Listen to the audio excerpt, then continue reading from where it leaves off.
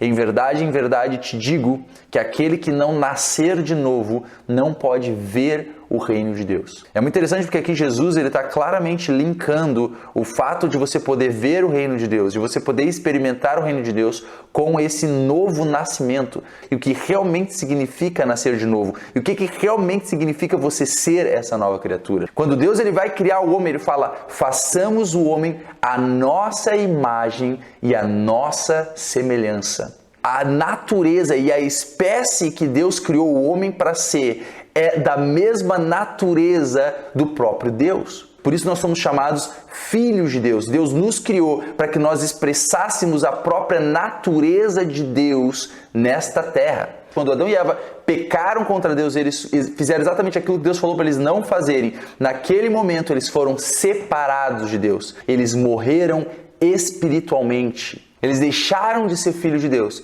e passaram a ser o que a Bíblia chama de filhos da desobediência, filhos da ira. Eles passaram a ter uma natureza de morte, uma natureza de pecado. Porque quando Adão e Eva agora, que tinham uma natureza caída, passaram a se reproduzir, eles agora estavam gerando filhos corruptos, gerando filhos com uma natureza caída. Nós nascemos com o efeito da desobediência de Adão em nós. Uma coisa que nós temos que entender é que nós nos tornamos pecadores não por causa dos pecados que nós cometemos em nossa vida.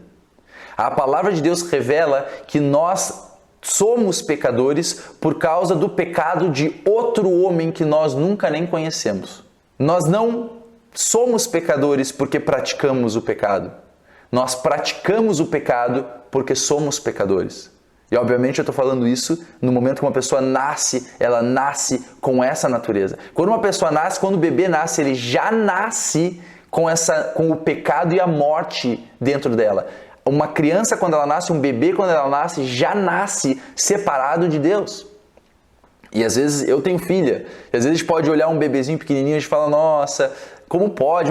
Uma criança tão pura, é tão santa, ela nasce santa, e não é verdade. O entendimento de algumas pessoas é que todo mundo nasce santo e no momento que peca a primeira vez, então é separado de Deus. Então, a partir daquele momento, se torna corrupto. E não é verdade. E eu vou ler para vocês. A verdade é que quando Adão e Eva eles geraram filhos, da mesma maneira que uma planta ela dá semente segundo a sua espécie e gera outra planta da mesma espécie, da mesma maneira que um animal, o macho cruza com a fêmea e gera um filho que é da mesma espécie e natureza que os seus pais, da mesma maneira, quando Adão e Eva perderam a natureza de Deus, quando eles geraram filhos corruptos também. Geraram filhos que por natureza eram filhos da ira.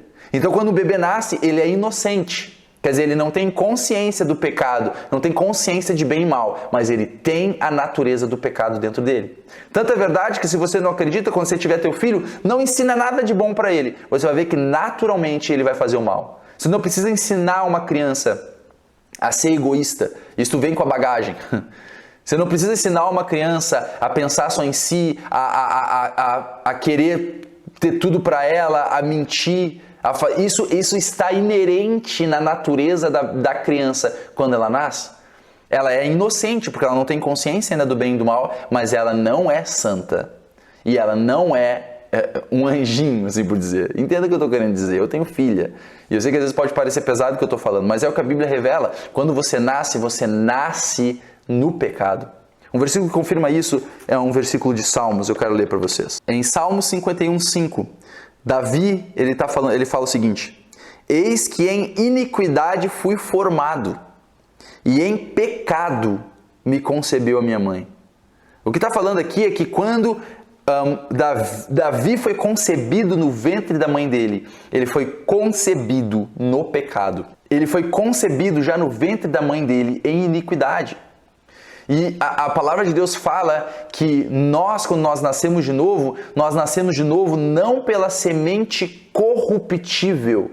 Quando fala dessa semente corruptível, está falando do sêmen do homem, da semente do homem, certo? Que entra no óvulo da mulher e gera um filho. Está falando que essa semente é uma semente corruptível, certo? Então, da mesma maneira, por causa disso, quando o homem ele gera um filho, essa semente corruptível gera filhos corruptíveis.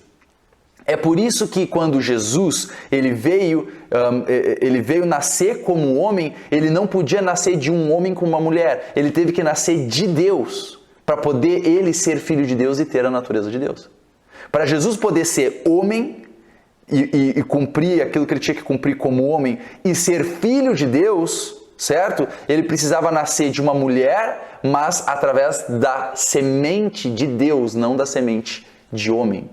Por isso que ele se tornou, por isso que ele era filho de Deus, porque Deus colocou a semente dele, incorruptível, sobre a mulher, e daí ele herdou a natureza do pai.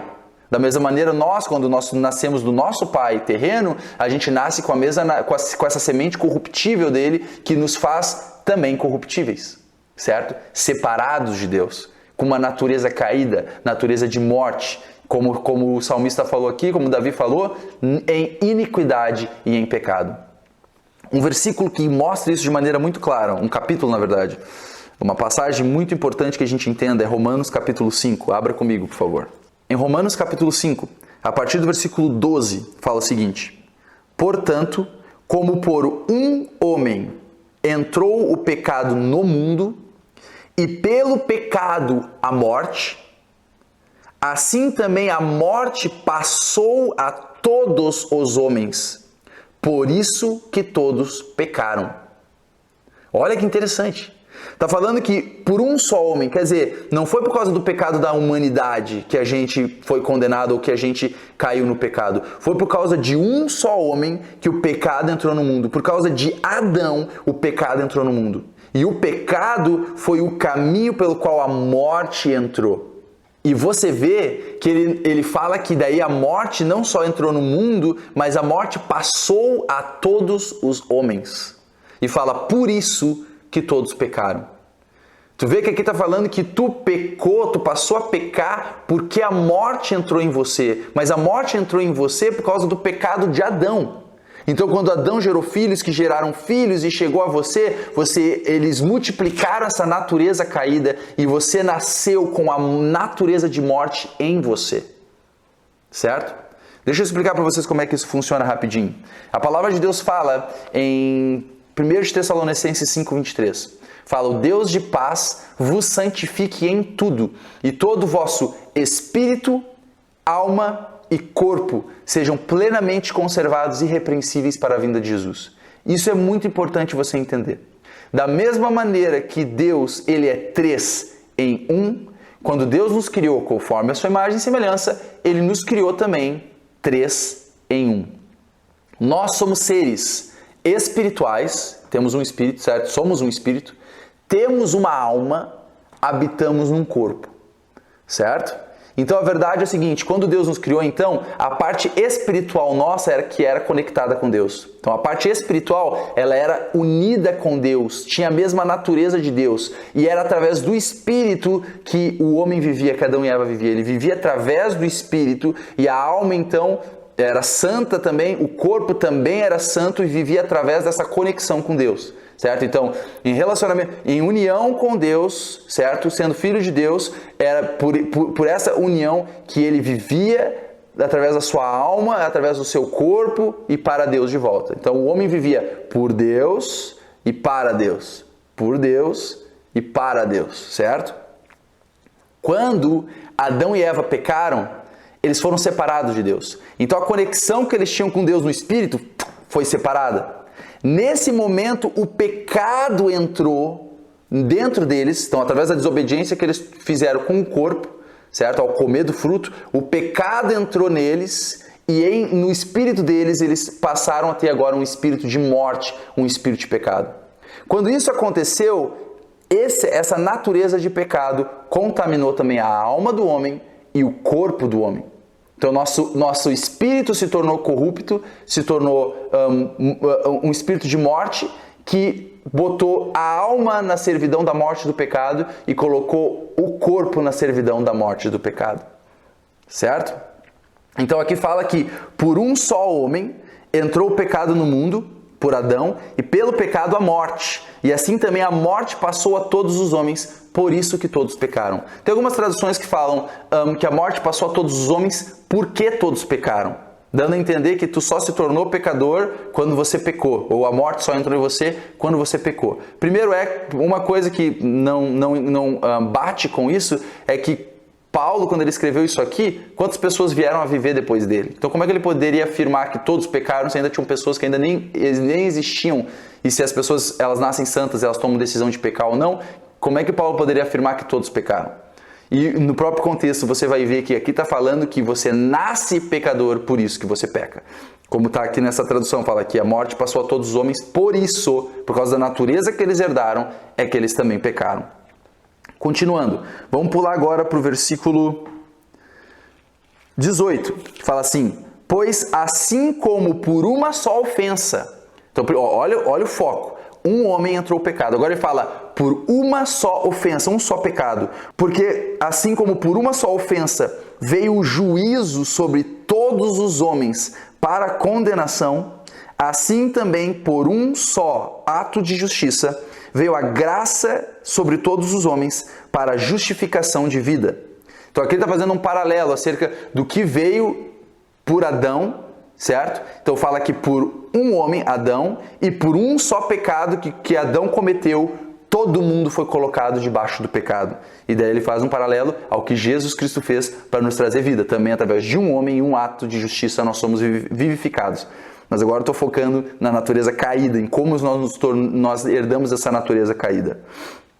Versículo 19. Porque como pela desobediência de um só homem, muitos foram feitos pecadores, assim pela obediência de um, muitos serão feitos justos. Olha o que está falando. Fala que pela desobediência de um homem, muitos foram feitos pecadores. Aqui está falando, olha que interessante, o que esse versículo está nos mostrando é que nós fomos feitos pecadores, você foi feito pecador não porque tu pecou, você foi feito pecador porque outro homem pecou. Você foi feito pecador por causa de um pecado cometido por um outro homem que tu nem conheceu. Quer dizer, você colheu o fruto do pecado de Adão. Colheu o fruto de pecado que ele cometeu. Aqui fala que por uma só ofensa veio a condenação sobre todos os homens. Quer dizer, você não é condenado pelo que você fez. Ninguém é condenado pelas obras que pratica. O que eu quero dizer é a condenação que fez você ser servo do pecado e servo da morte, não foi o pecado que tu cometeu. O que te colocou debaixo dessa servidão foi um pecado só, que foi o pecado que Adão cometeu. Quando Adão cometeu esse pecado, ele acabou não só fazendo com que ele perdesse a natureza de Deus, mas ele colocou toda a humanidade que viria através dele debaixo da mesma servidão do pecado e da morte. Então, quando a gente nasce, você nasce naturalmente servo do pecado, você nasce naturalmente servo da morte, você nasce com essa natureza caída. Por isso é a coisa mais natural que tem para uma pessoa que nasce aqui na Terra, pecar. Não tem coisa mais natural do que pecar. Por isso a gente não encontrou nenhuma pessoa que não conseguiu, que nunca pecou. Certo? A não ser Jesus, que tinha a natureza de Deus. Mas todo mundo que nasceu de homem natural peca. Porque é algo natural. Se pecar é apenas uma escolha, então com certeza seriam pessoas que poderiam escolher não pecar e nunca teriam pecado. A verdade é que ninguém consegue não pecar, porque tu nasce servo do pecado. Você nasce com a natureza de morte. É muito interessante porque a gente fala, e é verdade, que nós somos salvos pela graça.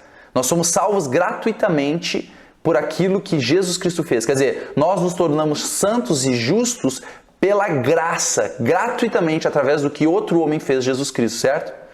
É interessante porque é um resultado contrário da mesma coisa que aconteceu que nos fez nos tornar servos do pecado. Você se tornou pecador por graça também.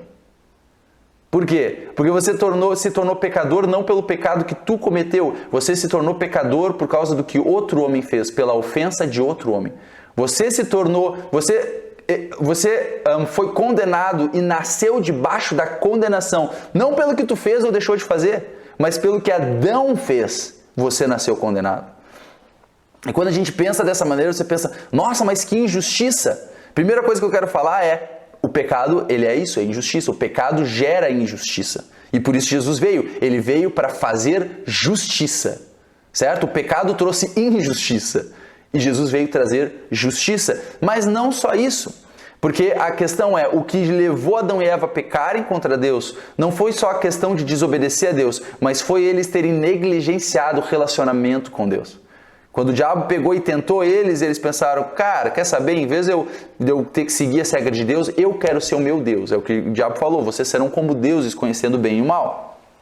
Então eles falaram, cara, quer saber, eu quero ser o meu Deus. Eles rejeitaram o relacionamento com Deus. Então uma coisa para a gente pensar é que, quando a gente pensa, nossa, mas que injusto, e realmente é uma injustiça, e por isso Jesus veio fazer justiça, mas toda vez que Deus ele falou o teu coração e você rejeitou ele, você cometeu a mesma coisa que Adão e Eva cometeram.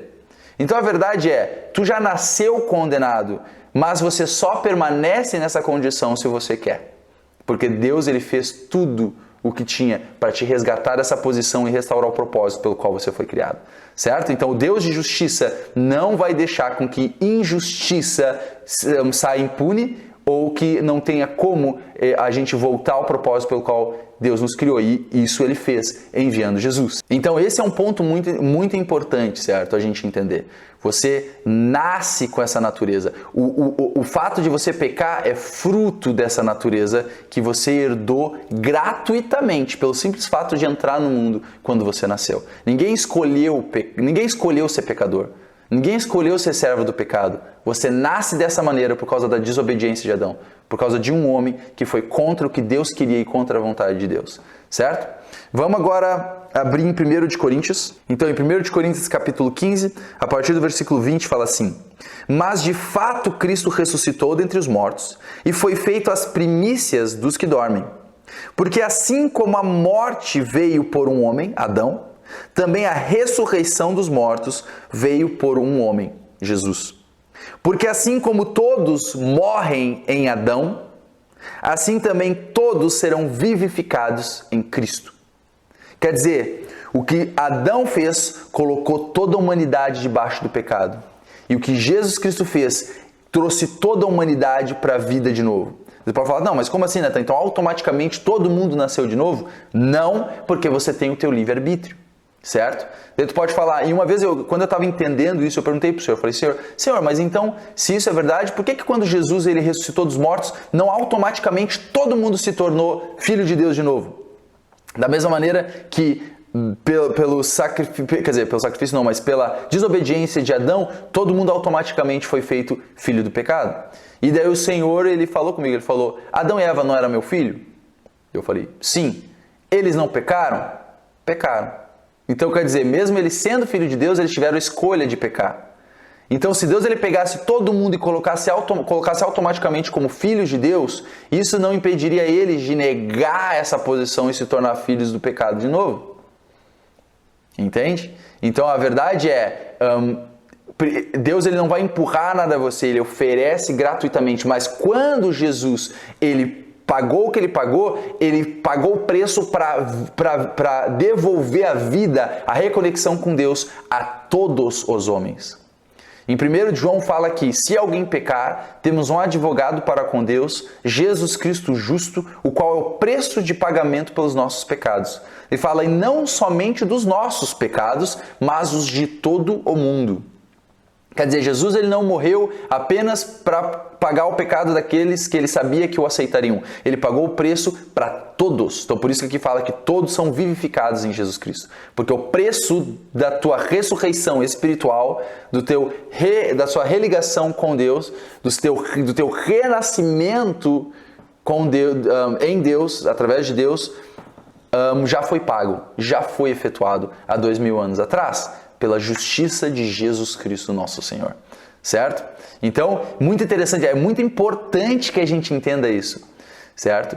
Que você ser pecador é algo que você nasce dessa maneira, não é fruto das tuas escolhas e dos teus erros, certo? E é muito interessante, porque quando você entende isso, você entende o paralelo que, bem, então se eu fui feito pecador não por aquilo que eu fiz ou deixei de fazer, eu nasci nessa condição, da mesma maneira eu me torno santo e justo através do que outro homem fez, Jesus Cristo, através da justiça que outro homem fez, sem eu precisar ter feito nenhuma obra de justiça. Então, da mesma maneira que tu se tornou pecador por consequência da obra de um homem, do pecado de um homem, você se torna justo e santo, independente do que você faz, mas dependendo apenas do que um outro homem fez, Jesus Cristo, da justiça dele e da santidade dele. Então, é importante que a gente entenda essa questão de natureza, porque daí tu vai entender que toda a questão da salvação vai em volta dessa questão de qual natureza você tem. Você tem a natureza do pecado que você herdou por Adão, ou você agora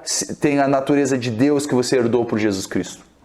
Certo? Então vamos continuar nessa linha de pensamento. Então agora eu quero falar acerca do DNA da natureza caída, certo? A palavra de Deus revela como essa natureza caída ela é. E para isso vamos abrir em Romanos capítulo 3.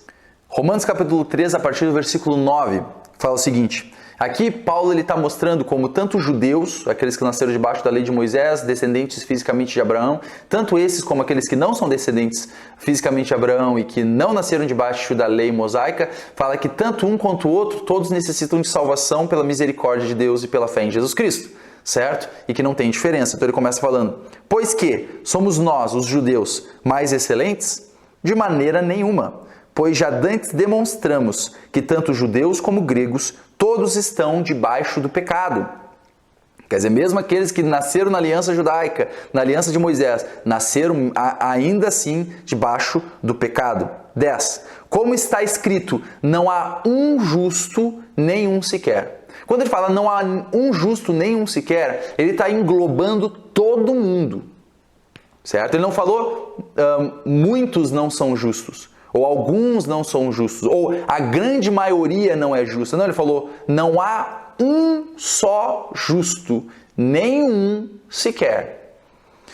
Não há ninguém que entenda, não há ninguém que busque a Deus. Então olha que interessante, aqui quando ele fala não há nenhum justo, ele engloba todo mundo e ele começa a mostrar, a falar acerca de como o homem caído ele é.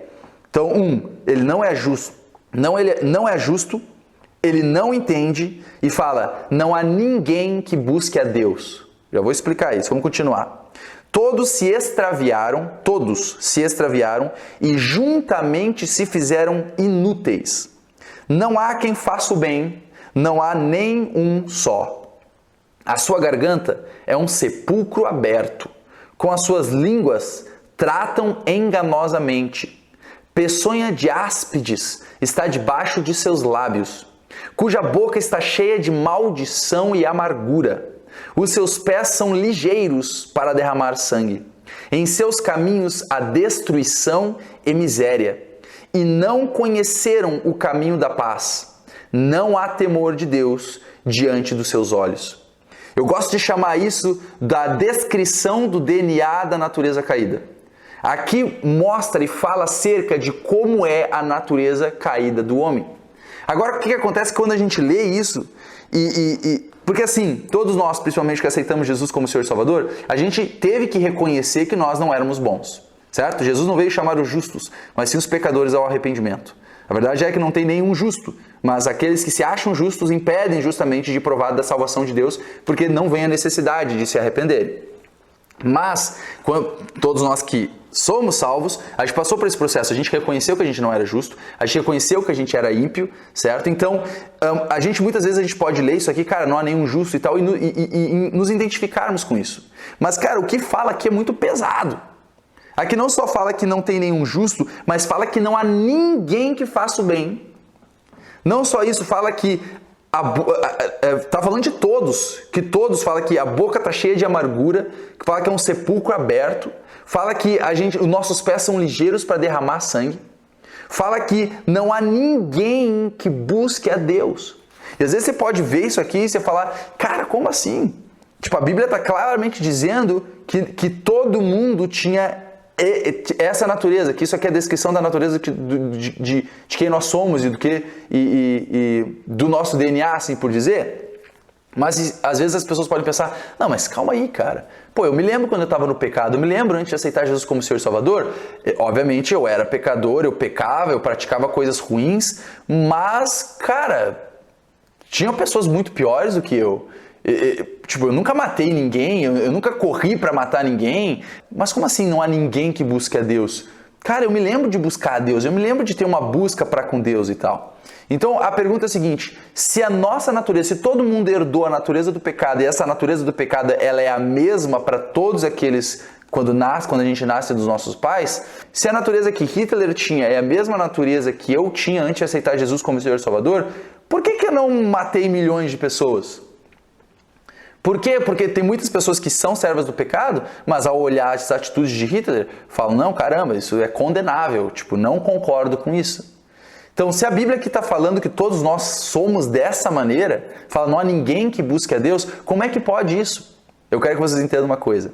Essa é sim a descrição perfeita, talvez não completa, mas o que está escrito aqui é exatamente assim. Mas essas nuances, certo? Essas diferenças entre ações de pessoas que têm a mesma natureza caída, ela se dá por causa do seguinte. Aqui ele está descrevendo puramente a natureza caída sem a influência de Deus. O que eu quero dizer é o seguinte, se Deus ele tirasse a influência do Espírito dele sobre a terra, e ele não agisse em falar no coração das pessoas, e ele simplesmente tirasse toda a influência que ele tem sobre a terra, as pessoas viveriam exatamente da maneira que está descrita aqui. A palavra de Deus fala em Provérbios que o espírito de sabedoria, ele clama nas encruzilhadas, ele clama nas portas das cidades, ele diz, aqueles que têm falta de entendimento, vinde a mim vocês simples, ignorantes, aprendei comigo a prudência, aprendei comigo o temor do Senhor. A palavra de Deus fala que o Espírito do Senhor está influenciando a todos os homens, está chamando e falando ao coração de todos os homens. Certo? Aliás, em João capítulo 1, fala que Jesus ele é a luz que ilumina todo o homem que vem ao mundo. Quer dizer, mesmo quem nunca ouviu falar de Jesus, a luz de Jesus está alcançando ele e tentando chamar ele para a luz. Então, se Deus ele tirasse a influência dele do mundo, se Deus ele simplesmente virasse as costas para o mundo e tirasse a influência dele do mundo, todo mundo viveria exatamente como está descrito em Romanos capítulo 3. Certo? Porque não teria nada que restringisse o homem a deixar aflorar toda a sua natureza de pecado e de morte. Certo? E então a Bíblia revela que tem coisas por causa da influência de Deus na terra que justamente limitam o homem a deixarem tão livremente essa natureza que eles têm aflorar no exterior. Por isso que a gente pode ver diferenças de vidas de pessoas que têm a mesma natureza caída. Você vê uma pessoa que tem uma natureza caída, ela pode ser um Hitler da vida, e às vezes pode ser um cara que não tem relacionamento com Deus, mas um cara até que moralmente é um cara moral, é um cara que obedece à lei, paga os tributos, ajuda a velhinha a atravessar a rua, certo? Ajuda ONGs, sabe? Faz boas obras e tal. Então, se os dois têm a mesma natureza, por que um está agindo dessa maneira e por que o outro está agindo de outra maneira? E a Bíblia explica que existe coisas que restringem, que Deus, existe essa influência de Deus que restringem as pessoas a justamente restringem, de acordo com a escolha dessas pessoas, a deixarem aflorar essa natureza do pecado. Eu quero falar sobre alguma delas, certo? Então aqui em Romanos capítulo 1, fala o seguinte, vamos ler a partir do versículo 18. Fala, porque do céu se manifesta a ira de Deus sobre toda a impiedade e injustiça dos homens que detêm a verdade em injustiça. Aqui fala que do céu Deus manifesta a ira de Deus, a ira dele, contra a injustiça e impiedade dos homens. Contra toda a injustiça e impiedade dos homens. Certo? Versículo 19. Porquanto o que de Deus se pode conhecer, neles se manifesta, porque Deus lhe manifestou. Olha o que está falando. Aqui está falando que tudo aquilo que tu pode conhecer de Deus, Deus manifestou em nós. Versículo 20. Porque as suas coisas invisíveis, desde a criação do mundo, tanto o seu eterno poder como a sua divindade se entendem e claramente se veem pelas coisas que estão criadas, para que eles, os homens, fiquem inexcusáveis, fiquem sem desculpa. O que esses versículos estão dizendo é o seguinte, que todo homem sabe da existência de Deus. Todo homem sabe que Deus existe. No versículo 19, fala que aquilo que se pode conhecer de Deus, Deus manifestou aos homens. Por que fala aquilo que se pode conhecer de Deus? Porque a palavra de Deus fala que Jesus falou, ninguém conhece o Filho senão o Pai, ninguém conhece o Pai senão o Filho, e aquele é quem o Filho quiser revelar. Em Coríntios fala que ninguém conhece a Deus senão o Espírito de Deus. Certo? Então, o que está querendo dizer aqui? Aqui está querendo dizer que existe um conhecimento de Deus, que é um conhecimento geral, que é uma manifestação de conhecimento que Deus dá a todo homem que vem ao mundo. Certo? E isso sem ser através de Jesus, sem ser através do Espírito Santo diretamente. O que eu quero dizer é, todas as pessoas, mesmo aquelas pessoas que não conhecem Jesus Cristo, elas têm esse conhecimento dentro delas. Qual o conhecimento? Que Deus existe. E no versículo 20 fala que as coisas que Deus criou provam a sua divindade e seu eterno poder. Então todo homem que nasce, ele tem dentro de si um alarme dentro dele, que está constantemente pulsando e dizendo e mostrando para ele que Deus existe, ele é divino, tem um eterno poder. Então todas as pessoas que nascem na Terra, elas têm essa consciência de que existe um Deus, que Ele é divino, Ele tem um eterno poder e Ele é contra injustiça e impiedade. Certo? Então, e ali fala para que os homens fiquem sem desculpa. Quer dizer, ninguém vai poder chegar diante de Deus e falar, nossa, você existe mesmo. Nossa, eu não sabia que você existia. Mentira. Todo mundo sabe que Deus existe. Não existe ateu. Um ateu escolhe não acreditar em Deus, certo? E ele pode chegar a tal ponto onde ele escolhe isso vez após vez, que passa um ponto de Deus tirar a influência que ele tem sobre ele e ele passa a realmente acreditar na mentira. A palavra de Deus fala que por eles não terem amor à verdade, Deus lhe dará a operação do erro para que creiam na mentira e sejam condenados. Tá? Então olha que interessante. Aqui fala, isso são coisas que impedem, que fazem com que as pessoas tomem atitudes por temor, por conhecer que existe um Deus, por temor a esse Deus, por saber que Ele é contra impiedade e injustiça, eles acabam tomando decisões que eles sabem que são de acordo com Deus e rejeitam coisas que sabem serem contrárias a Deus, certo?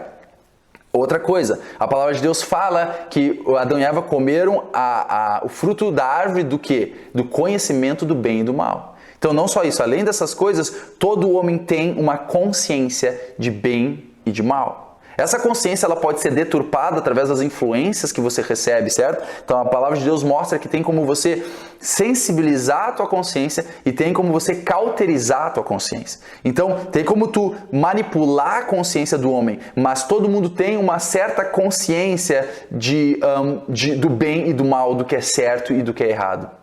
Certo? Então, por causa disso, por causa dessa influência de Deus, por causa que Deus está mostrando a todo homem, ei, eu existo, ei, eu sou contra o mal, eu sou contra a injustiça, eu sou contra a impiedade. As pessoas que têm a natureza caída, elas se privam de permitir que essa natureza flua de maneira tão aflorada. Por isso a gente pode ver pessoas que têm a natureza caída, mas que vivem uma vida moralmente digna.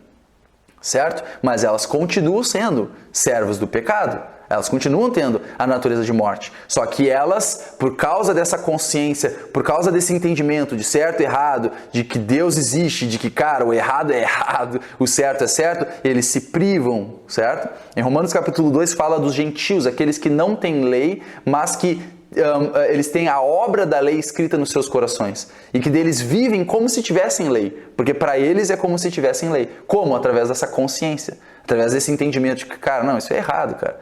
Tem certas coisas que se alguém vê, vai automaticamente pensar, cara, isso tá errado, certo? Por isso que um homem, quando ele comete um crime, né, vai lá e mata alguém, fala que eu nunca matei ninguém, eu não sei como é que é, mas dizem que se o cara mata uma pessoa é horrível, a primeira pessoa que ele mata, pô, ele não consegue esquecer daquela pessoa. Mas se tu continua fazendo isso vez após vez e tomando a decisão de continuar pecando nisso, tu vai cauterizando a tua consciência a tal ponto que tu pode chegar num ponto de matar e não sentir nada.